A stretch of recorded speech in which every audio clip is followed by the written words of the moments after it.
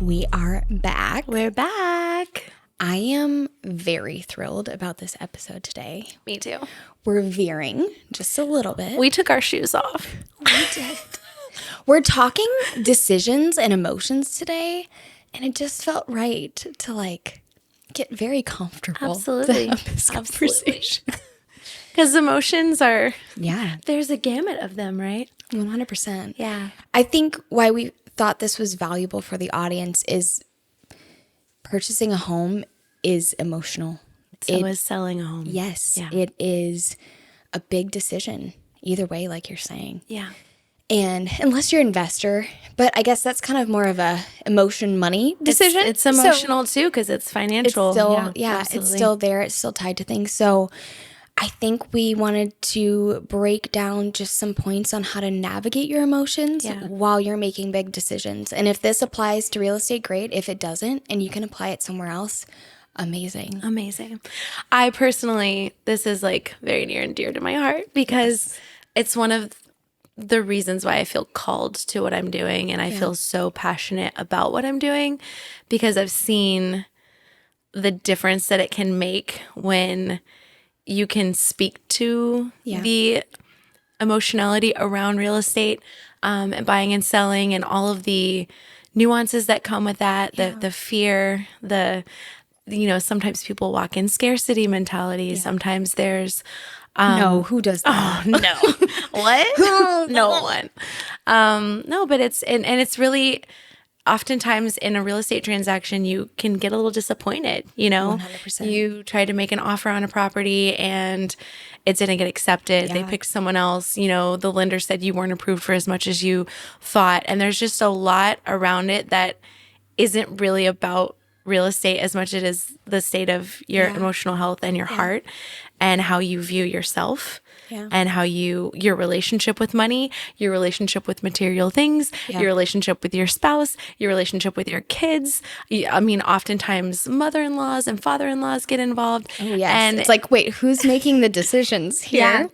Yeah. And I say too, I mean, a lot of times you're navigating death or divorce. Or Loss of a job. There's Income. I mean, it's huge. There's a lot around it. And I think something I've learned over the years just through my personal journey that I've walked that has not been we will easiest, share it I would say. on here at some point. But I think one of the best things you can do when you are experiencing, I'm going to use the word that gets thrown out a lot, but the word triggered. Let's say you get triggered, what is that saying to you about you, right? Yeah. The fact that you didn't get approved as much as you thought you could.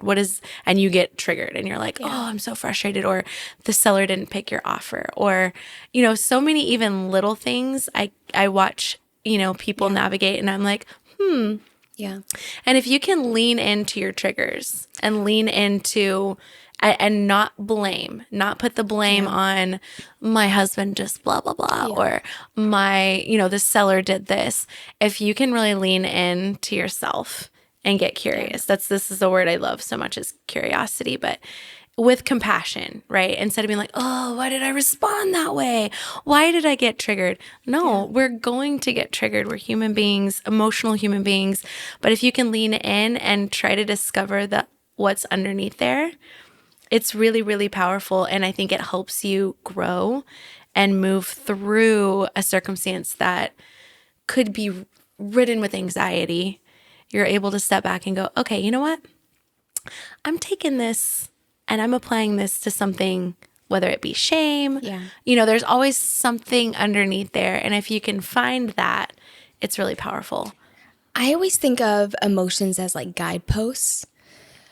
Emotions shouldn't dictate your life, but they are real and they're there for a reason. Yeah. I'm a big fan of pros and cons and logic and all that fun stuff. But sometimes we need the emotion to understand why we're here. even breaking it, like I said, outside of real estate, but how many times do we find ourselves in the same patterns, like kind of knocking down the same door?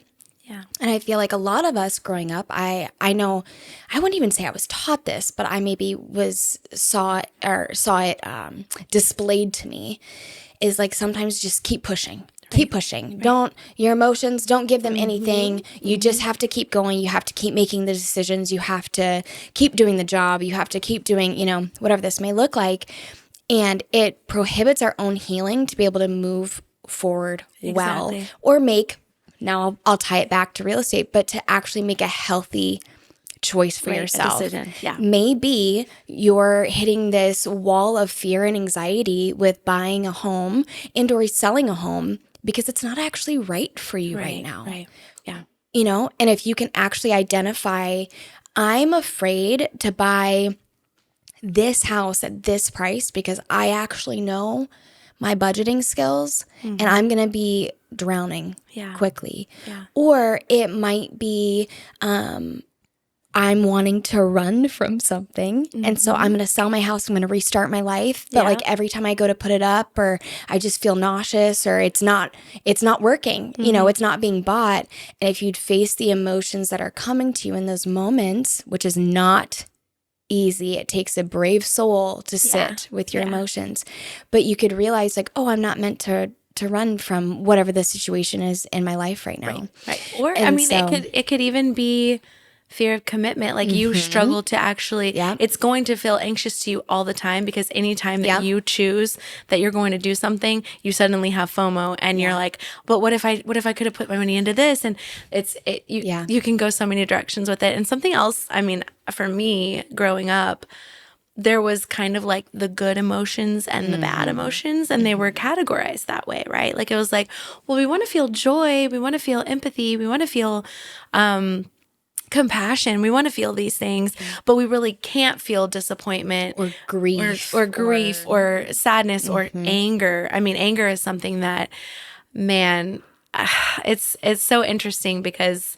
I grew up and I think I suppressed anger a lot because it was like, well, that's a bad emotion. Well, and anger typically comes from, like, anger is it's a mask emotion. Yes, I almost think of it as an umbrella. Like there's other little things happening under there, whether that be shame or grief or disappointment. So and the truth is you can't selectively numb. Yeah. So if you decide, well, I'm not going to feel shame or pain or disappointment or grief, you don't also get to feel. If you decide to numb your emotions, you don't pick which side of the spectrum. They're all numb. So you can't feel the joy and the compassion and the empathy and those other beautiful things. And so I think deaden learning yourself overall. Yeah. And I think learning, like, that's okay. Like anger is okay. You don't live there. Yeah. You don't stay there. But it's actually really necessary. It's a necessary emotion to move forward in life. And it shows you what's under there. That's hurt. And something that you do need to grieve. And anger is a stage of grief, and you can't fully forgive or move forward until you fully grieve, right?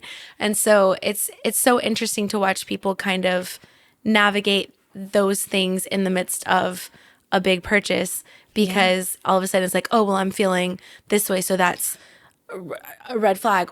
Yeah. No, it's an indicator that there's something else going on. What's going on. Right. And I think too, sometimes when you live where emotions are suppressed, they can feel so big that you're like, if I let myself cry, I'm never going to stop.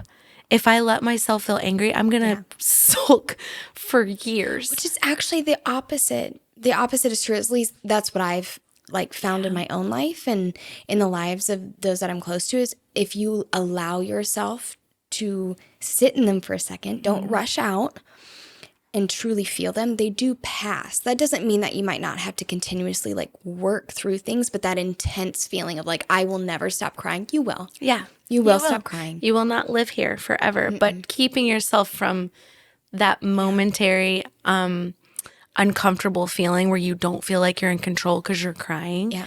You can't live your life that way. Yeah. It doesn't work. Another thing that for me, I feel like when people are navigating big decisions and they feel, when people feel out of control, it brings up a lot, right? And often I wonder, Yeah. Did you grow up in a home where you were controlled a lot, or did you grow up in a home where it was kind of chaos and there wasn't a lot of control? Like either of the extremes where you didn't learn Right. that. And that's why you see different personality structures and types develop certain ways based on typically your childhood upbringing. And then you throw in a lot of money, a move, being closer to your in-laws or further away, kids, school, what school is, and it's a lot. And I think being able to acknowledge that and know like, hey, this is a big deal. And I think a lot of times when I'm talking to clients, I'm like, this is a lot, you know? Yeah. And just to be able to hold space for that, and we're going to get through it together, and you're not alone. And, you know, that's really, really beneficial and helpful for people as they're 100%. kind of navigating their heart too, you know? Well, and this would probably only, well, I shouldn't say it would only apply to real estate. I'm going to apply it to real estate, but you can substitute out. But the agent can kind of be a voice of reason and maybe logic while you're wading through your emotions as well. Especially if you're open and honest with them about like, hey, I'm really excited about this house, but I'm really scared to make an offer. This is why. The agent, if they're able to really sit with you in that, can bring the logic of like numbers and location and all these things back to you where you can then go, oh, that's right. That's why I'm making this decision, and it's a good decision, even though it's scary. I was terrified with the first house that we bought because it was a commitment. I'm like, well, what if one of us loses our job, or which has happened at this point, and we've made it, and it's been fine because you navigate life, right? But I just remember all those fears, and it was you and a couple other great people in my life that spoke to, hey, that's just like, you're never going to know for certain. So you have to take steps. You have to take risks in those different directions. So I think a great agent can do that. But if we're applying it to somewhere else in life, if there's a big decision you're needing to make, you need to be putting some really wise people around you that do give you space to have the emotions, give you the space and the safety to say, this is what I'm actually truly feeling, and help you like talk it through.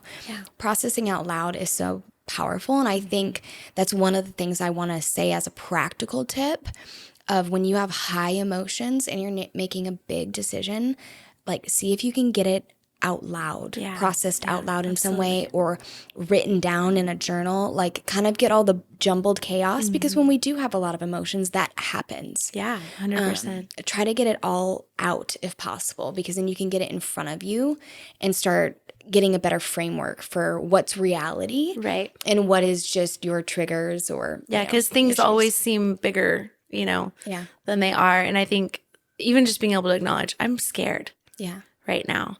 This is a lot. And something I say too, just outside of real estate, we always want to be like, especially depending on what you've been through, but oftentimes you want to be on season 8 and you're on season 1 or you're on season 2, and you're like, well, I want to know where this is going to go. Is somebody going to lose their job at some point while we own this house? Is there going to be a pipe burst? Is there going to be, you know, what if I date this guy and then it goes south? Like, you want to have this, we always want to feel certain. And the truth is, we can't know. No. You just can't. And so you have to step with, what is today looking like? And also, what's your alternative, right? Like, so you decide you're really scared to buy a house.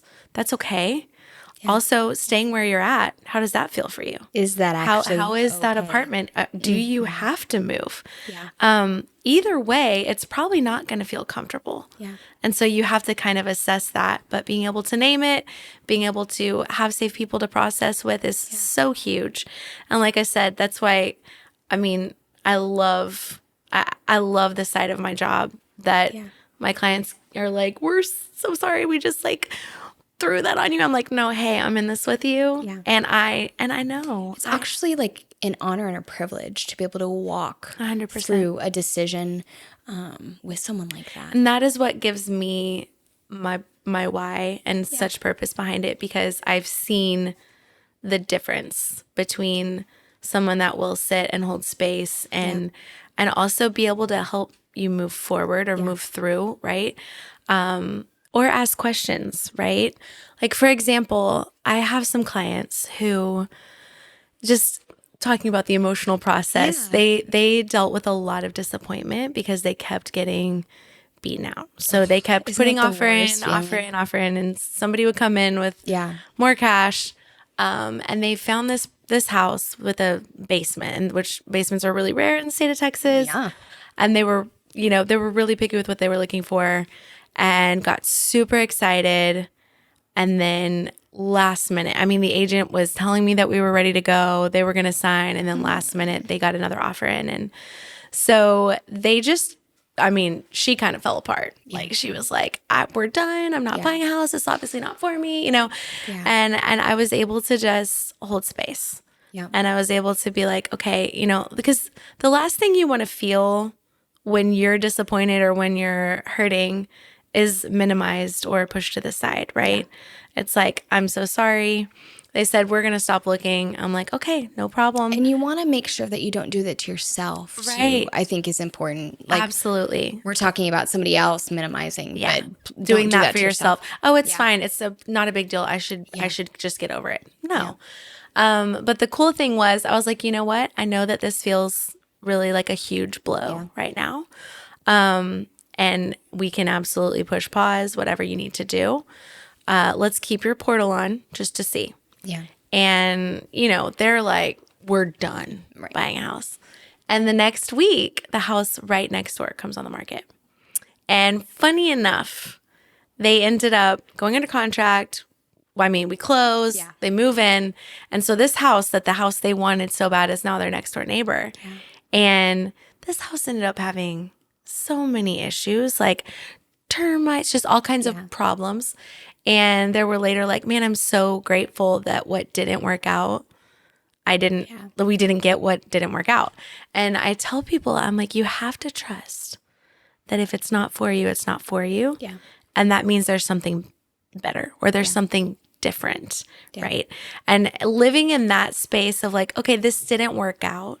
And you can take this outside of real estate. Yeah. This didn't work out, but I have to trust that there's a lesson in this for me. There's a better opportunity around the corner. Yep. Because I have seen the most like devastating circumstances turn out to be the most beautiful turn of events that got someone on a completely different path that they didn't expect themselves to be on, you know? No, I love that story. It's just the power of not letting their emotions dictate the final result. Yeah. Too. It for a moment. Yeah. It threw them. And that's fine, because that's part of life. Again, like, you can't just eliminate emotion or ignore emotion. The people that try to do that over the course of time, life gets really difficult. Yeah, and those feelings of it's all crashing in, and it's like it's never going to get better. It's like depression or anxiety. It's like I'm going to be here forever. Yeah. And I tell people, I'm like, today sucks. Yeah. Today's really hard, but tomorrow is not today. You won't have to live this day again.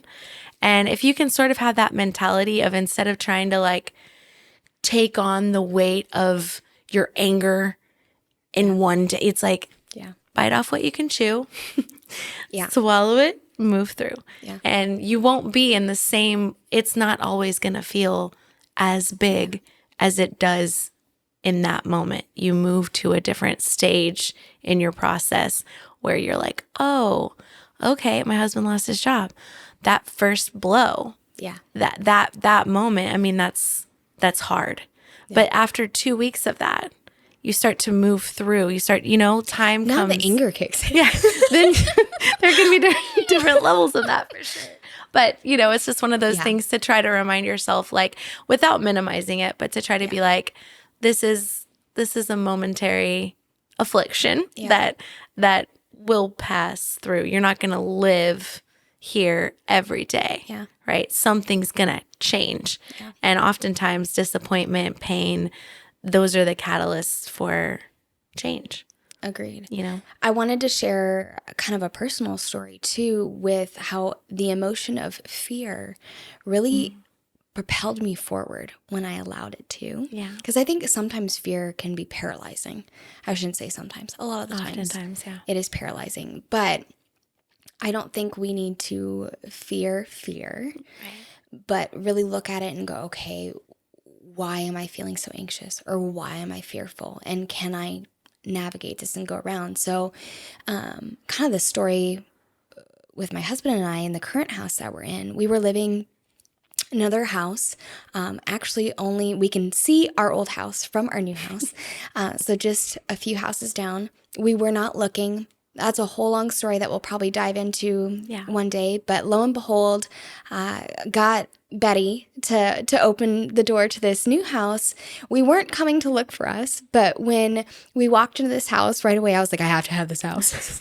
This is the house. This is it. And the price was a bit out of our range, things like that. And I remember in talking to Betty, she's like, why don't we just explore it? Like, call the lender, kind of what we were talking about in the other process of buying a home, like call the lender, get the numbers going, all that kind of stuff. And so I did. And over the course of a weekend, mind you, we were not looking for another house. We were fine in the house that we were in. Over the course of that weekend, we found out that we could qualify for this new house if we decided to turn our old house into a rental property, which is something that I actually have wanted to do for a long time. Like I love real estate. That's why I hopped into the game in the way that I have. But I wasn't necessarily mentally prepared for that yet. But life is life, and it throws you all those fun curveballs. And so I remember my husband and I had to make a relatively quick decision on if we wanted to move and make an offer. And what happened in that situation is our offer was contingent on us being able to rent out our property at a certain price. And I remember having so much fear around that because we also only had so many days, right? Because the closing, like 30 days typically. Yeah, your financing was contingent on 45, yes. And so we had to clean up the house, take pictures, put it up. And I remember just going, I don't even know if this is worth it. I don't know if the pain of potentially not getting the house or failing at being able to rent the other house or, all those thoughts. I don't know if it's worth it. But having you in my corner and a couple other people were just like, just try. Might as well make an effort. And we did. And not only did it work, but we rented out the house It was so fast. Fully. It was so fast. It wasn't fully because we had to go through the process, but within, I think, a few minutes or a few hours of us posting on Instagram, the couple that's now living there, had reached out and were like, we're interested. And then it took about a week or two, I think, to get everything finalized. And then we got in here, and same thing. We bought a house. Again, this is probably a story for a bit different time, but we bought more house than we needed because we know that we eventually want to go after fostering and things like that. And the house was just perfect for that. So we knew coming in, we probably needed to rent out a few rooms. So there was that element of fear on the other side too of like, oh, what if we hop in this house and then we aren't able to rent out those rooms, and now we have more house than we can maybe afford right now on our own or that we even need. And again, that all took care of itself. It took effort. We had to take action. We had to risk. We had to put ourselves out there. And not every action or risk pays off. But I have learned so much in the process, and I built confidence in myself and my own ability now to own 2 properties, to have renters in both locations and things like that. And so fear, had I let it, it would have paralyzed me. But fear in that moment allowed me to step back and process everything and go, okay, this is what I want.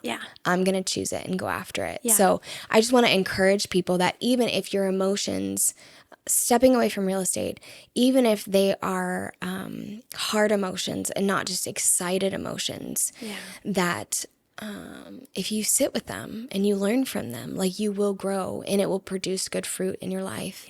And on the other hand, I do want to say, this just came to me as I was talking, but sometimes our emotions are a bit deceptive, though. We get like super excited about something or just almost like kind of jumping the gun on something because we just want it so bad. And if we're able to kind of tame that emotion in the moment and breathe and look at the logic, and I think you wanted to talk about writing like a pros and cons list, which I'd love you to touch on here in a second, but kind of stepping away from just the excitement of the moment or the experience and going, okay, is this an actually healthy choice? Because we've all been on the other end of it of like, this is perfect. Everything's going to be great. And then you step into that moment and you're like, it's not perfect. It's not great. So I think I would love for you to talk about for sure. what that looks like. Yeah, and I want to touch in a little. There is healthy fear. Yeah. And it's like stress too. I've listened to I've read articles about stress, and really what makes stress so bad for you is when you believe stress is so bad for me and it's killing me and I'm going to have a heart attack because I'm so stressed. Yeah. It's the actual, what happens in your body, the cortisol, all of this stuff, dopamine, all of this, your body needs stress and fear. If we don't have fear, there's not this like, oh, there's a car going by right now. I need to move out of the way. We need it. It quite literally protects us. And stress moves you forward. If you don't feel the stress of the pressure of there's a deadline, I need to get this done, are you going to do it? Right. So there's necessary, and it's just not getting stuck in that. And then also on the flip side, as you were saying, like getting so excited that you're not really processing things through, and going it's kind of like Love is Blind. Right. And it can be very blind. And sometimes we have a podcast episode about Love is Blind. But we just need to take those blindfolds off sometimes, you know? Yeah, absolutely. But regarding the pros and cons list, that's something I try to tell people. It's just a very practical tool that you can do when making a decision and experiencing big emotions around a big decision. I'm like, write down, let's say there's 2 houses, or let's say selling, not selling, buying, not selling.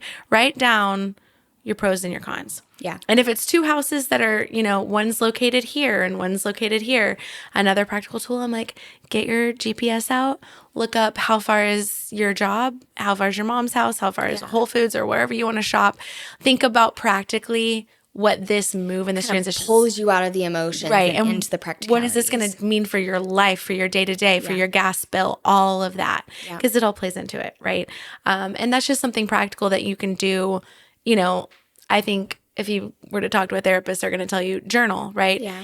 You were saying earlier, talk to someone, get it out, get around trusted sources, and then practically look at it. Yeah. Because sometimes you can have something attached to it that's like, this really isn't about me buying a house right now. This is more about me wanting to feel like I'm moving forward in life because I feel stuck because of XYZ. Right. Yeah. Exactly. And you don't want to make a decision based off of that. Absolutely. I think another great way to kind of offset emotions for the moment is if you can delay the decision, even if it's just for 24 hours. Yeah. I understand sometimes in real estate, occasionally real estate, the market right now, you probably have a little bit more time to think, but you can't always do that. But I highly recommend just in life in general, if you can sleep on it, if you can just take a deep breath and delay. And oftentimes your agent can help you with that. I do that a lot with my clients. I'm like, hey, we're going to get something in tomorrow. Yeah. We are planning on writing up an offer. They want to think about it. Sometimes you wake up and you have a different thought, right? And you're like, oh, we got all gung-ho for that and we decided we need to take a step back. But other times you wake up and you're more solidified in your decision and your agent can communicate with the other side, and that's very helpful too, instead of no communication. Yeah. And then that agent got an offer in that night and they're like, well, we don't have anything else on the table, so we're just going to take it. But now the other agent knows because you have an advocate. Yes. Hey, your agent needs to be communicating all the time. Yeah. Because if it's just radio silent and they have no idea, let's say they got an offer in that night for $25,000 less. Yeah. Right. But they don't know that you guys are contemplating putting one in, but you just need a minute. Yeah. So they go ahead and pull the trigger instead of saying to that agent, hey, my seller's taking a minute to decide, because they know that there's another one coming down the docket or potentially coming down the docket. Yeah. So you definitely want to communicate with your agent about your process. Yeah. That's another thing I want to say. Even if it is a little scary, messy, the agent needs to know where you're at so that therefore they can walk with you in it, and then also just communicate with the other side. Yeah, no, I love that. I think to land the plane today on this episode, I want to say trust your gut. Yeah. Yeah, that's huge. If something feels off, I'm not saying it is off, because sometimes our triggers can lie to us. Sometimes those emotions are just pointing to something that we need to process, but at least pause. Yeah. If your gut is saying this is off, pause. process through, maybe kind of go through all the other things that we've talked about here today. Delay, pros and cons, curiosity, processing, things like that. And if your gut is saying go for it and you're excited about it, then trust it in that direction as well. Yeah. Take the steps and the risks to do those things, because even in, let's take it in home buying right now, you stepped into a property and you're like, I'm ready for this. You put an offer in, you get a contract. There's still some option period here, right? And so if something changes for you in that process, okay, but like trust yourself enough to start taking the steps. Absolutely. So that's kind of what I wanted to I love end it. with. That's a great thing to land on, because it's And so important. apply that in life too. Yeah, 100%. I know there's so many times where I haven't trusted my gut. Yeah. And I've gone outside of it because I felt like I needed to push through. Yeah, you or- look back and you're like, oh man, I knew, should've just you know, listened. yes, 100%, you know. And like I said, you might not always know exactly what you're knowing Right. or like what yourself is picking up on, but it is. Yeah, 100%. So listen to that. Yeah, I agree. Amazing. Amazing. Well, Well, another one in the Hopefully this was helpful for you guys. Hopefully you got something that would be beneficial and applicable to hopefully life. all things. Yes. Absolutely. So, Love it. Cool. cool. See you later. Bye.